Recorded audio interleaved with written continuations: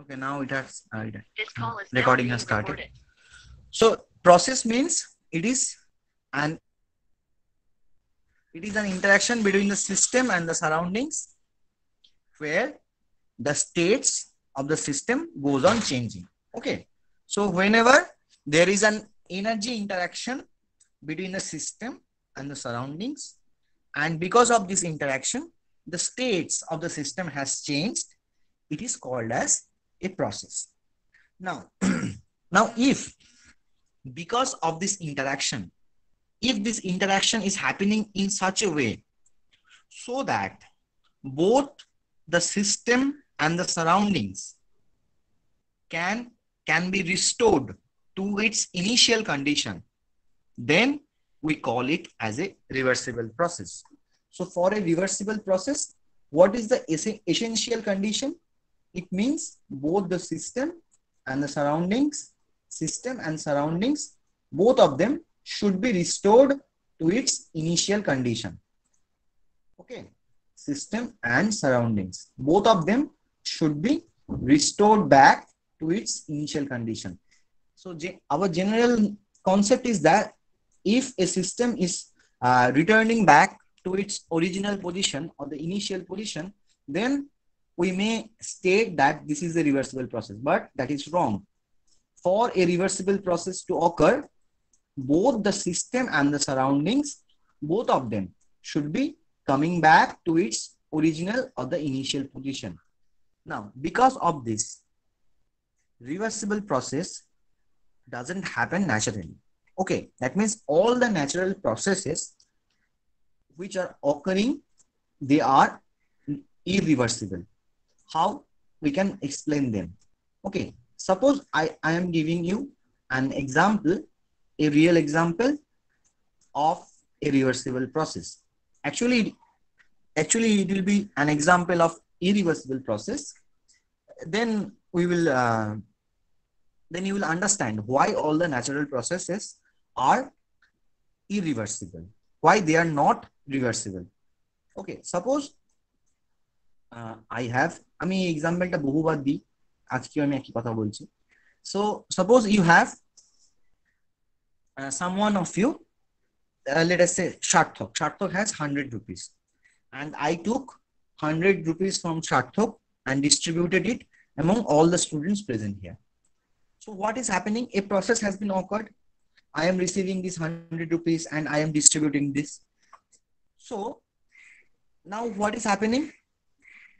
If you consider myself as the system, I didn't have any rupees. I borrowed 100 rupees from Sharthak and I gave it to all of you. Okay. So now the question is, if you consider myself as the system, then I have returned back to my original position. I didn't have any money earlier.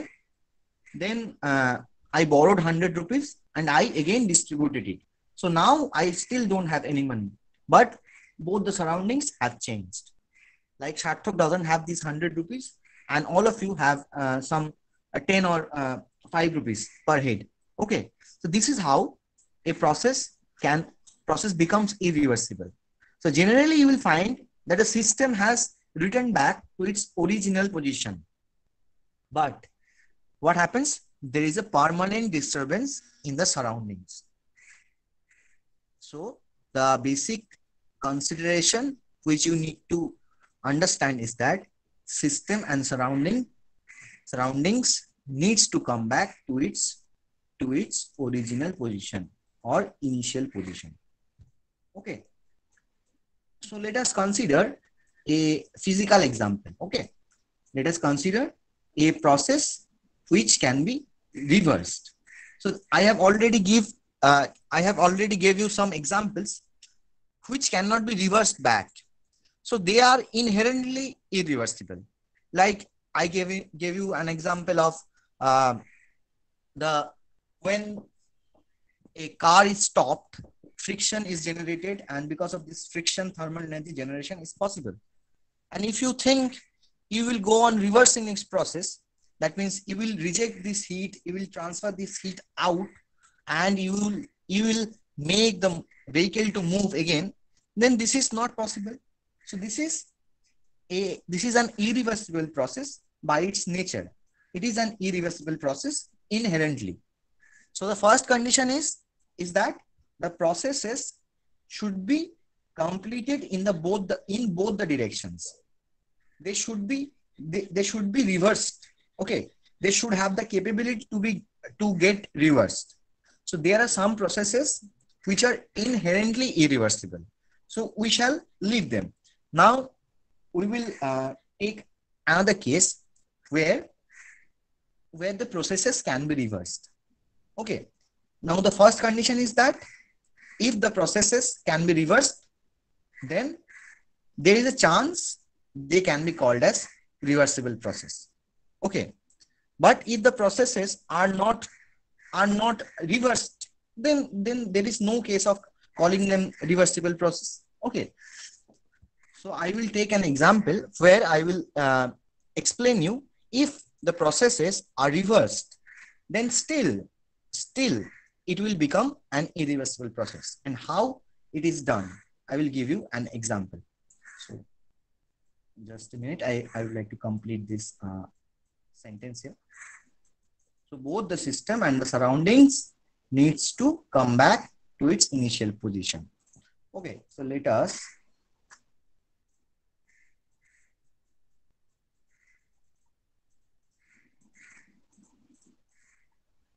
consider water is contained in a cylinder at 20 degrees Celsius. Okay, so this is the initial state of the system. Water is contained in a cylinder at 20 degrees Celsius. Now what happens? You place a thermal energy reservoir over here. Okay, so this is your source. Source means this has high heat capability to transfer. So this source will transfer some amount of heat to the water, which is contained in a cylinder at 20 degrees Celsius. So let us say 20 degrees Celsius was the initial state defined by T1. Now, because of this transfer of heat, what will happen? The temperature would increase. Let us say after the transfer of heat, the temperature has become 80 degrees Celsius. So this is a process, right? This is a process. Because of the heat transfer, the temperature has increased from 20 degrees Celsius to 80 degrees Celsius. Now we need to understand if this can be reversed or not. So it can be easily reversed. You know, it can be easily reversed. How it can be reversed? Okay. Sir বোধহয় Debjit wait করছে, একবার দেখে নিন না। আচ্ছা, একটু পরে করছেন। ঠিক। এটা না মানে আবার এই লেখাটাও চলে যাবে। Okay, so let us consider that the same water is now at 80 degrees Celsius, and our objective is to reverse this process so that the water can be can reach the 20 degrees Celsius again. Okay, so T2 was 80 degrees Celsius. Now what we do, we place a thermal energy reservoir again, but this is a low temperature reservoir. This is a low temperature reservoir, which we call as sink. Now what will happen? This has obviously less temperature than the 80 degrees Celsius. This has low temperature than the 80 degrees Celsius. Then what it will do? It will transfer heat in this direction. Okay, in this direction. So let us consider it was earlier Q1 and it is now Q2. This Q1 is equal to Q2. It is transferring the same amount of heat.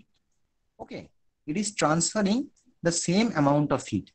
So now the system can be returned back to the initial state, that is the 20 degrees Celsius state. Now tell me, is this a reversible process? The system has returned back to its initial position. Okay, it started with 20 degrees Celsius and now it has returned to 20 degrees Celsius. So is it a reversible process? No, sir. Why it is not? Because sir, the source is replaced by the sink. The surrounding has changed. Exactly, exactly. The source is replaced by the sink. So the the problem is that you have taken heat from a different part of the surroundings. That is the source, and you are giving back the heat to a different part, and that is the sink. So this, so the surroundings has changed. Now, if you want to, so there is another way. Okay, so what I will do, I will transfer this heat to source. I can do it. I can do it if we use a heat pump. Using a heat pump, I can transfer the low temperature heat to the high temperature heat. I know this is possible if we use a heat pump, right? Heat can be transferred in both ways. Heat spontaneously flows from high temperature to low temperature, but heat can be flown, uh, it can be made possible. Okay, heat can flow from the low temperature to the high temperature if we apply some amount of external work, right? So this is possible, but still the process doesn't become irreversible because again you are taking work from the surroundings. So surroundings has suffered a permanent deformation. Okay, so I think Ravinesh give the answer that that the surroundings has changed. Now, Ravinesh, understand that we can transfer this heat which we had received from source and gave back to sink. We can heat this. We can transfer this heat from sink to source by using a heat pump. But when we are using this heat pump, what happens actually is that we are taking heat, we are taking work from the surroundings. This is why it is making the process irreversible again. Okay. So the basic statement which you need to understand is that all the processes, all the natural processes are always irreversible. Now, the question is, can you achieve a reversible process? The answer is yes, we can, but it would require infinite time. Okay, so reversible process means each and every state should be at a thermodynamic equilibrium condition. Now, the thermodynamic equilibrium condition, if you remember, it was there should be no pressure difference or force imbalance. There should be no temperature difference. There should be no temperature difference, and there should be no differences in the mass concentration of the system and the surroundings. Now, tell me, is this possible?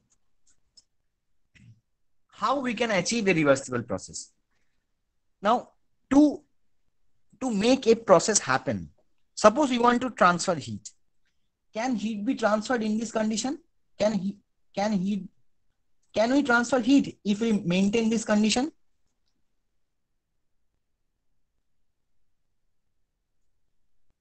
Suppose you have a system. Okay, system is at T1 degree Celsius. Okay, surroundings is also at T1 degree Celsius.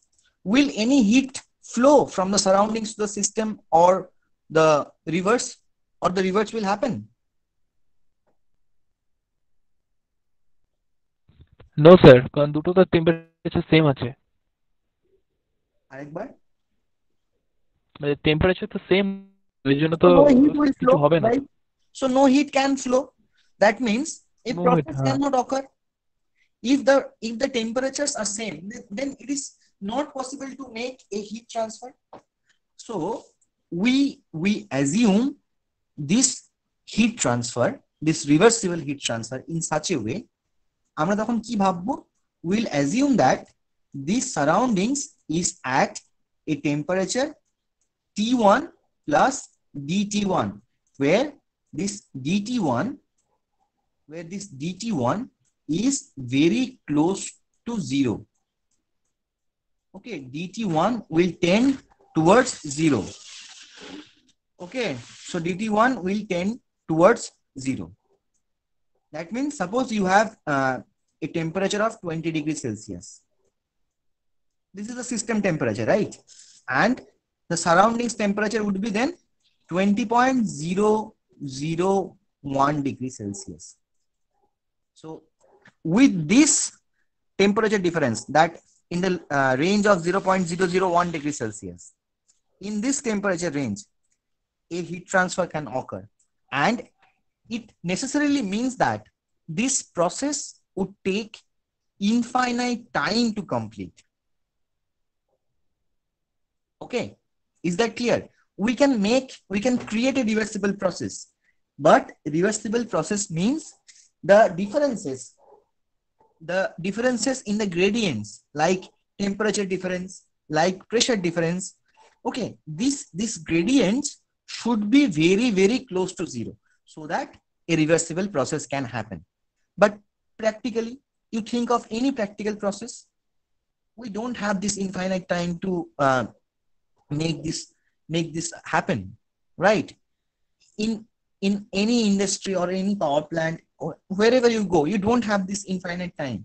So we are compelled to use these irreversible processes. But the fact is, this reversible process would give you the maximum efficiency. This is another interesting fact. Reversible process always gives you the maximum efficiency.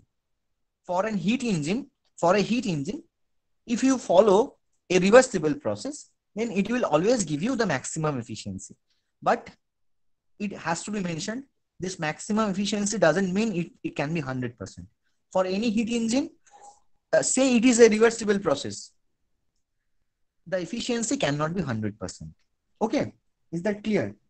So the efficiency of heat engine cannot be 100% in any case, for reversible or irreversible process. The efficiency cannot be 100%. Okay, so this is the first understanding.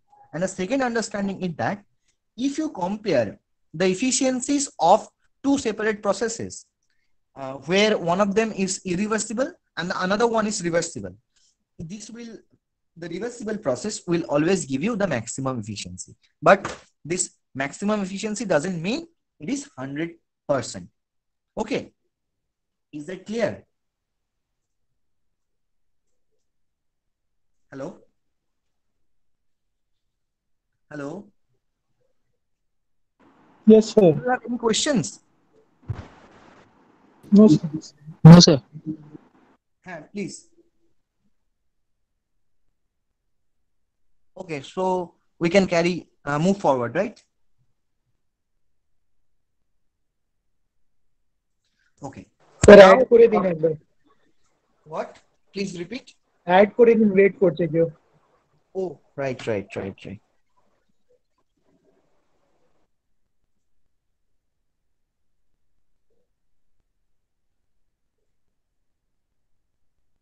Okay. So now we will discuss the Carnot's theorem.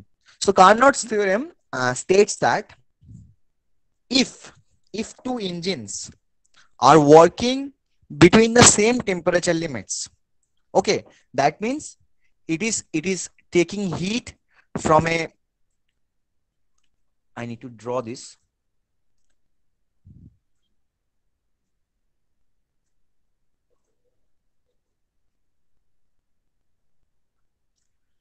Suppose there are two engines, okay?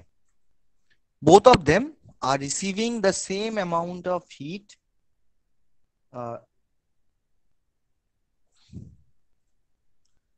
Suppose there are two engines, one of them is irreversible and the other one is reversible. So let us consider heat engine R. So this R suffix indicate the reversible engine. Okay, so this reversible engine is working between temperature limits T1 Kelvin and T2 Kelvin. So it is receiving heat Q1 it is receiving heat Q1, it is producing work WR, right? It is producing work WR, and it is rejecting heat Q2. Okay, so this is for the reversible part. And now let us consider the irreversible case. Let us consider the irreversible case. So it is again working between the same temperature limits as we have stated earlier. So T1 and T2 Kelvin. It is receiving the same heat. Okay. It is receiving the same amount of heat, Q1. It is an irreversible engine. It is producing a work W, and it is rejecting heat Q2. Okay, here we should write Q2R. Okay, here we should write Q1R to give the information of a reversible process, though Q1R is equal to Q1. That means both the same heat engines are receiving the same input energy. You are giving the same input to both the reversible and the irreversible engine. Okay. Now the question is, or the Carnot's theorem states that when two engines, they are working between the same temperature limits, the reversible engine will always give you the maximum efficiency. Okay. So reversible process will give you always the maximum efficiency. So this is the most important theorem which you need to understand. So any reversible process always gives you the maximum efficiency. When you are comparing this, you need to compare them from the same point of view. So the point of view is that they will be working between the same temperature limits. So reversible engine will always give you the maximum efficiency. This is why when we consider Otto cycle, diesel cycle, or Carnot cycle, we take all the processes as reversible. So when we are doing a idealistic analysis, we consider all the processes to be reversible, but practically none of them is actually reversible. Practically all of them are irreversible, but we consider all these processes should be reversible. Okay, is that clear?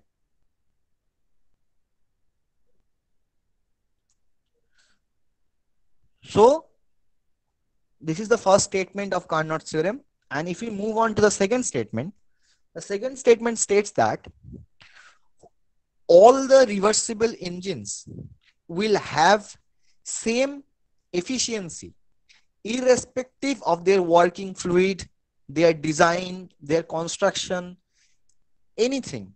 They will always give you the same efficiency when they are working between the same temperature limits. So if the game is between reversible and irreversible, then reversible always wins. And if the game is between reversible and reversible, both of them will give you the same result. No one can beat each other. So the design, the construction, these parts are irrelevant. Okay, all the reversible process would give you the same efficiency. So this is the Carnot's theorem. Okay, so depending on this Carnot's theorem, Sadi Carnot, the father of thermodynamics, actually this concept of thermodynamics developed from his idea of Carnot's cycle or Carnot's engine. Okay, so now we will discuss the Carnot cycle. So we'll conceptualize a cyclic process where you'll be transferring heat to a system, and you will be receiving some work output in a complete or continuous cycle. So what are the processes that are involved in case of a Carnot cycle? So let me draw the processes actually, or let me draw the Carnot cycle.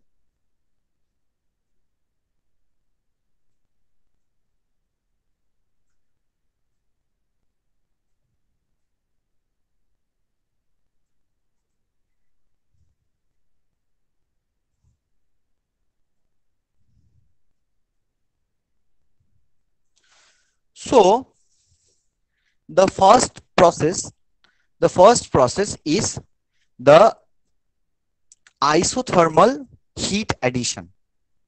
Okay, so the first process is reversible isothermal heat addition. That means a heat engine is receiving heat at a constant temperature. Okay, so heat engine is receiving heat at a constant temperature. So do you understand this fact? So there is a reversible heat transfer going on, and this heat transfer is going on in a constant temperature process, in a isothermal way. How it can be made isothermal? Because the system is receiving heat from a high temperature source which has infinite capacity.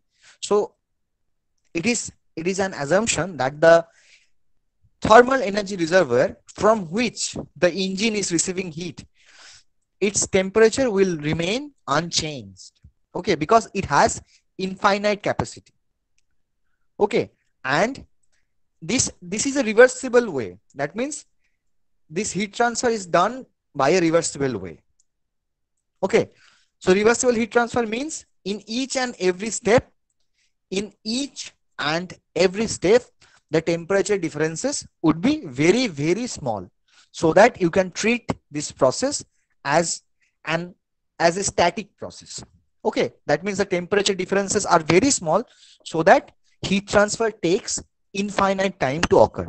Okay, now how can we so the first process is reversible isothermal heat addition. Reversible isothermal heat addition. Isothermal heat addition.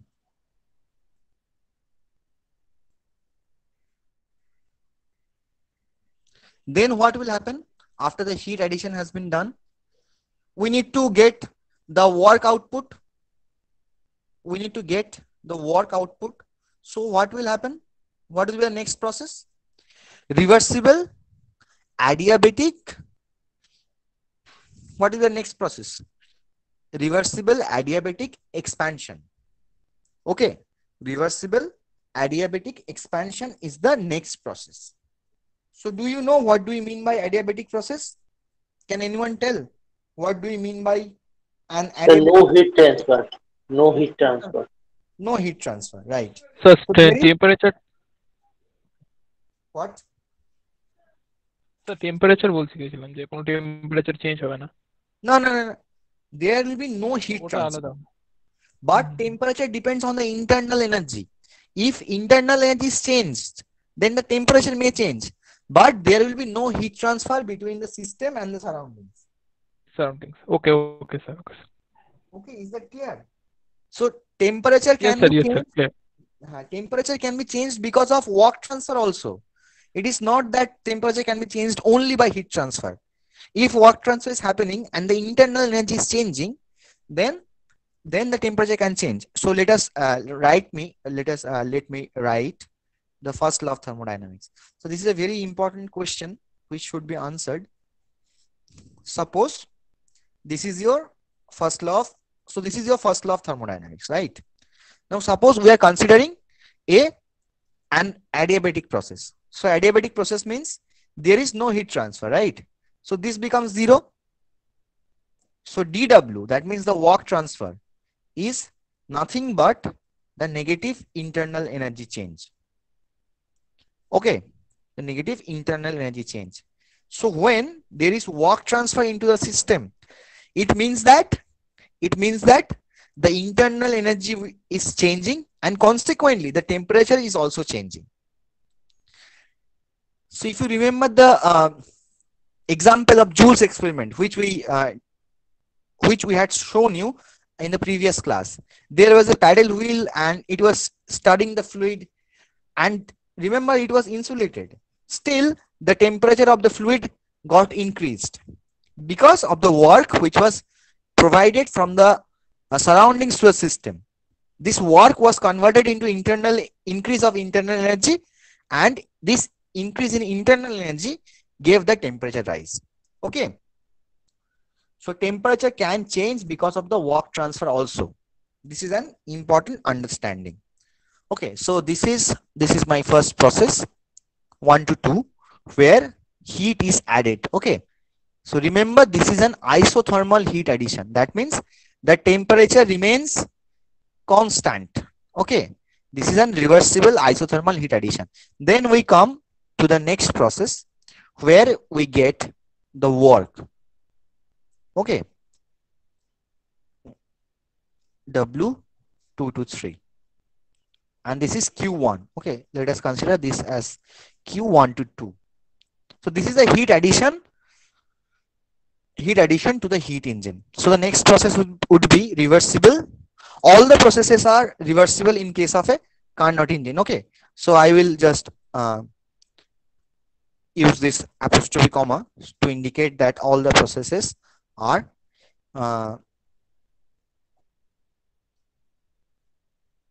reversible. Okay, so the coming to the second process, it is reversible adiabatic expansion. So it is an adiabatic expansion process. That means PV to the power gamma would be constant.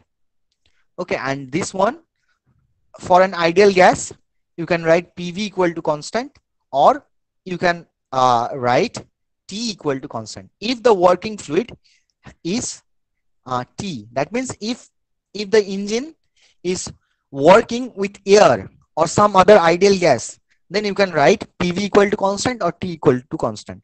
If the working fluid is something different compared to ideal gases, suppose water or steam is being used as the working fluid, then you can write only this factor. You cannot write this one.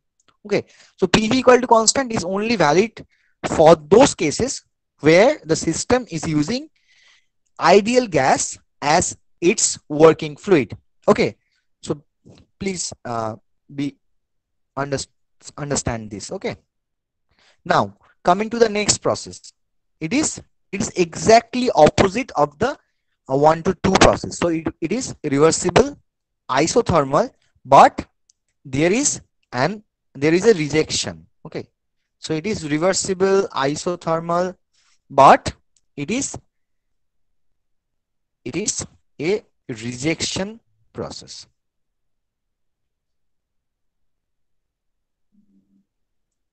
Okay, and the next process, which is 4 to 1, it is also opposite to this reversible adiabatic expansion. It would be reversible adiabatic. What is the opposite of expansion?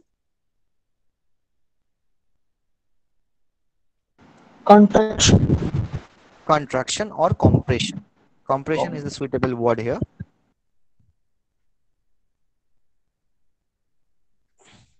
Okay, so adiabatic compression.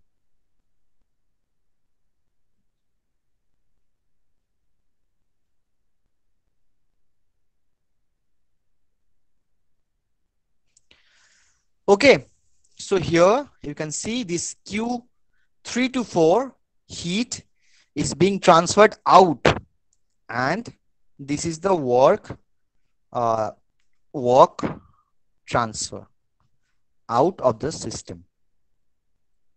That means in this case, I would like to mention a general case. Whenever you see there is an expansion process going on, it means that system will give you some work output. Okay, whenever or wherever you see an expansion process is going on, it means that system is going to give you some work output. But when there is compression going on, it means that system needs work from the surroundings to compress the fluid or the working fluid. Okay, so this is how expansion and compression can be treated in different ways from the point of view of work transfer. So expansion means positive work transfer, And when there is compression, it means negative work transfer. So we are saying positive or negative with respect to the system. You know, if system does work on the surroundings, it will be called as positive work. If system consumes work or surroundings does work upon the system, then it will be called as negative work. Okay, so here this is negative work and this is positive work. So now the efficiency, how you can calculate the efficiency? The efficiency is the net work output. What is the net work output? So W2 to 3, this work is being received as an output, but this work is being lost because you need this work to compress the system. So this work is lost. So you need to subtract this work. Okay, this is the basic concept. Efficiency means what you are getting as net work output. Here we are achieving something, but we have to give something. So the net work output becomes what we are having at the end position, and that is W2 to 3 minus W4 to 1. And how we can define efficiency? Output divided by input. So what is the input here? It is Q1 to 2. Okay, it is Q1 to 2. Is that clear? This Carnot cycles. So Carnot cycle will have the maximum efficiency because it is a reversible cycle. But the problem is Carnot cycle is a hypothetical cycle. Carnot cycles cannot be used in vapor power plants. Carnot cycles cannot be used in gas power plants, or the engines cannot run with the help of Carnot cycle. But this is the basic cycle. This is a fundamental cycle, okay, which gives us an understanding. And Carnot cycle sets a reference frame. That means Carnot cycle will always give you the maximum efficiency. The bar is set at Carnot's efficiency. That is a maximum. You cannot get more than Carnot's efficiency. So that is where the bar is set. Okay, your maximum efficiency is equal to the Carnot's efficiency. That is the point. Okay, this is why Carnot cycle is so much important, because you get the feeling of maximum. What you can achieve, what is the maximum that you can achieve from this Carnot cycle. Though it is a hypothetical one, still it gives you the understanding of the maximum efficiency which you can achieve. Okay, now we come to a very important analysis sorry, and that is called as absolute scale of temperature. Okay, now what do we mean by this absolute scale of temperature? I am not going to describe this fact, but what is the understanding of this thing? How do you need to apply this thing? So we have seen, in case of any heat engine, suppose this is a source which is kept at temperature T1 Kelvin. Okay, it is giving the heat engine. It is giving the heat engine. Mind it, we are doing this analysis for a reversible process. Okay, reversible heat engine, not for an irreversible heat engine. So this heat engine, this reversible heat engine is receiving heat Q1 from a thermal energy reservoir which is kept at T1 Kelvin. Okay, and because of this input energy, it is giving you some work output. Okay, it is giving you some work output. So let me just simply write as WR. Okay, WR. And as any heat engine requires to reject some amount of heat, because this is the natural restriction, so it is rejecting heat Q2. Okay, Q2 to another reservoir which is kept at temperature T2 Kelvin. Now what does this absolute scale of temperature state? It states that for any reversible process, this ratios between the heat transfer. So Q1 is the heat which is being added to the heat engine, and Q2 is the heat which is being rejected by this heat engine. So heat engine is taking Q1 heat and it is rejecting this Q2 heat. So these ratios of heat transfers, they are equal to the ratios of these temperatures. And remember, this is only valid. This is only valid for a reversible process. So this statement Q1 by Q2 is equal to T1 by T2. The ratios of heat transfers is equal to the ratios of temperatures. So this statement is only valid for reversible process. So when we are writing the efficiency of Carnot cycle as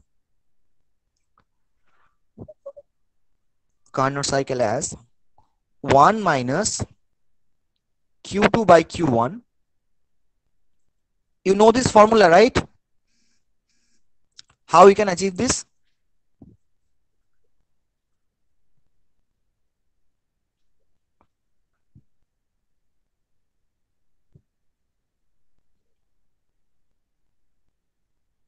So this is the energy balance. Okay, it is this heat engine. Consider this heat engine. It is taking Q1 heat, and how it is distributing? It is distributing by this work WR and by this heat rejection. So if you do the energy balance, you can get this.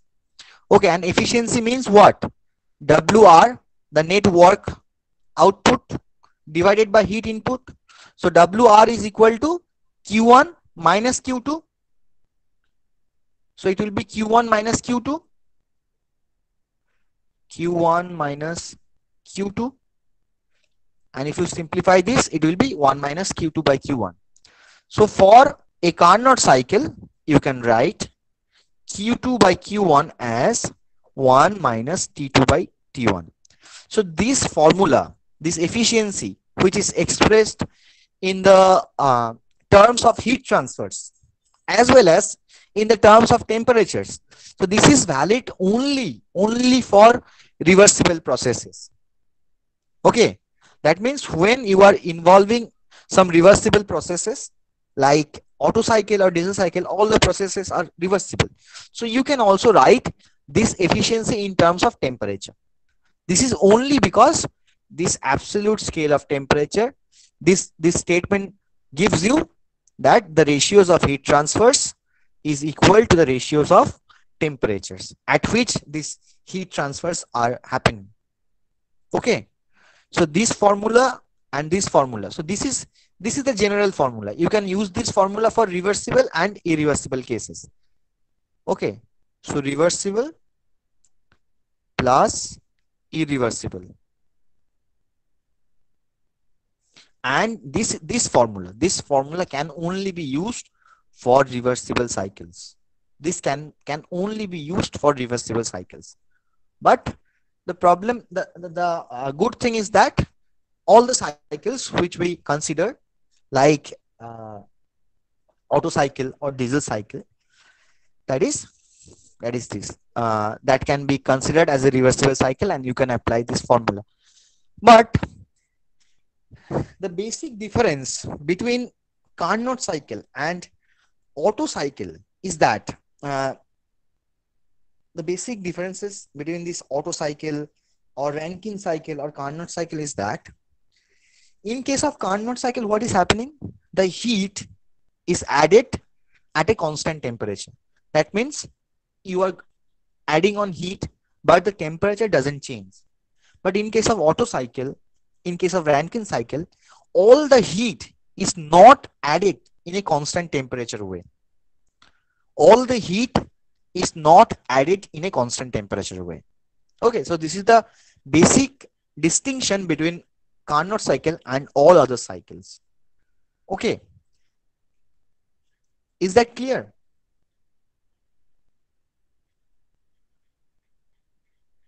Hello? Yes, sir. Okay, so in case of this is why in case of Rankine cycles we consider a mean temperature. Okay, mean temperature, why? Because all the heat is not added in the same temperature.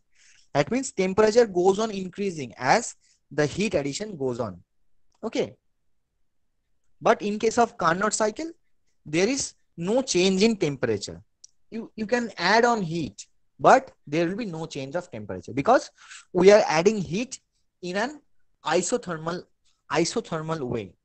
Okay, this is why the temperature remains constant throughout. Okay. Now we will just give you an introduction about this concept, this entropy, how this entropy can be created, how this concept of entropy was generated. So Q1 by Q2 is equal to T1 by T2, right? We have for any reversible process, this is valid. And if you just rearrange this equation like this, Q1 by T1 is equal to Q2 by T2. So you can do this rearrangement. Q1 by T1 is equal to Q2 by T2. Okay. And what I do is this. This is equal to 0. I can write this Q1 by T1 minus Q2 by T2 equal to 0. Okay. Again, I can write this in this way.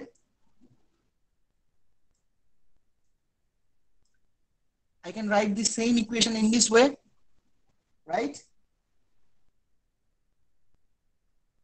I think there is no problem understanding this mathematical part. Now, here, if you see this Q by T term, if you see this term Q by T, so this Q1 by T1 is for the heat addition part. This Q1 heat is being added to the heat engine at T1 temperature. And this Q2 by T2 term is related with the heat rejection part. Since it is heat rejection, there is a negative sign, Q2 by T2. That means Q2 heat is being rejected at T2 Kelvin temperature. So we can say that for any reversible cycle, R stands for reversible, we can say that the summation of Q by T, would be 0. For any reversible cycle, the summation of Q by T would be 0. Okay. And if we describe this same thing in the format of calculus, then we can consider dq by T, the cyclic integral. Okay. Summation and cyclic integral. So summation is an algebraic operator, and this cyclic integral is an operator which is visualized from the point of view of calculus. Okay, both of them. So why we put minus sign in that equation? Okay, why this minus sign? This minus sign is because for the rejection, as heat is being rejected. So general notation is that suppose you have a system. Okay, system. If system is rejecting heat, this is your system. If system is rejecting heat, then this heat is considered as negative. And if the system is receiving heat, then this will be considered as positive. So this is why this minus sign is given, since Q2 is the heat rejected by the system. Okay.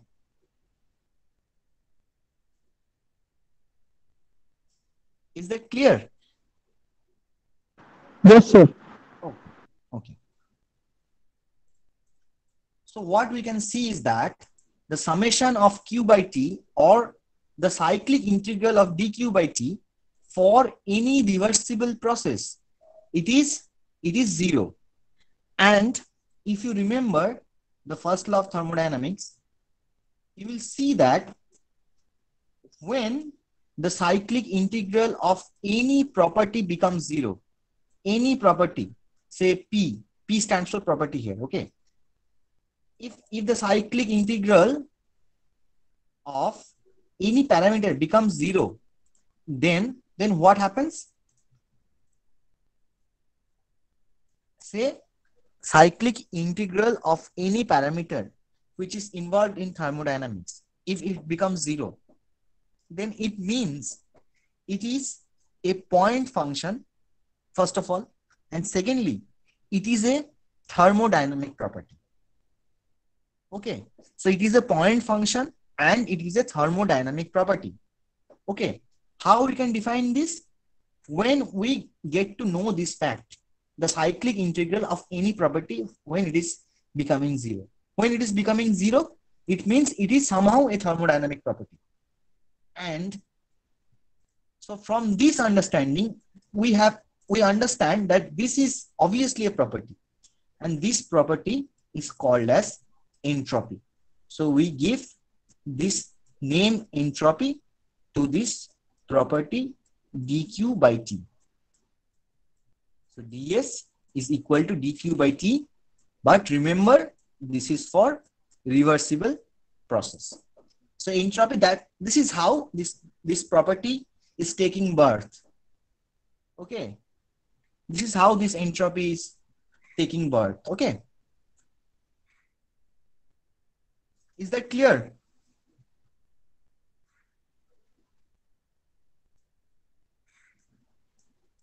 Do you have any questions regarding entropy? How this entropy is visualized as a thermodynamic property? Sorry, no integration sign. Sorry. This ds is the dq by t for any reversible process. So you can ask if you have any questions regarding the concept of entropy.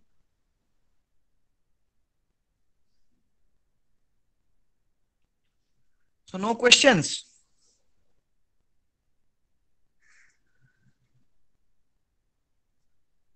So, okay, we will end our session here, and in the next class, we will see the processes of the reversible adiabatic process. Okay, because reversible adiabatic process, to understand the reversible adiabatic process is very important, because if whenever you are studying Otto cycle or diesel cycle, the compression or the expansion process takes in a reversible adiabatic way. So we'll understand the characteristics of a reversible adiabatic process in the next class. To understand reversible adiabatic process, we need to understand entropy also, the concept of entropy also. Okay, because we are dealing with two specific coordinate diagrams. All cycles, they deal in two specific coordinate diagrams. One is PV, pressure volume diagram, and the second one is the temperature entropy diagram. So we need to understand the temperature entropy diagram. Now, this is why for any reversible process, the heat transferred can be written as dq reversible equal to TdS. So it can be written as dq equal to TdS. And if you are interested to find out the total heat transfer, QR, I'm sorry. So if you are interested to find out the total heat transfer in the reversible way, then QR can be written as integration of TdS. Okay, let us consider a process has happened from state point 1 to state point 2. So you can write this. And this graph Ts, you can plot a certain point which indicates this. And the area under this curve, will give you the net heat transfer. Okay, so now I believe you can understand why we need these two diagrams. So this PV gives you the net work output, right? It gives you the net work output, and this gives you the heat transfer. The heat transfer and the net work output. So this is why we need to study all the cycles from these two point of views, because work transfer is your output and the heat input is your input. So if you want to analyze the efficiency, you need these two informations. What is the amount of work that has been transferred? And what is the amount of heat that has been transferred? If you are able to find out these two information, then you can easily calculate the efficiency. And any analysis of engine is all about its efficiency, because ultimately you are going to deal with this efficiency part. Okay. So, any questions? Or we can end this session here.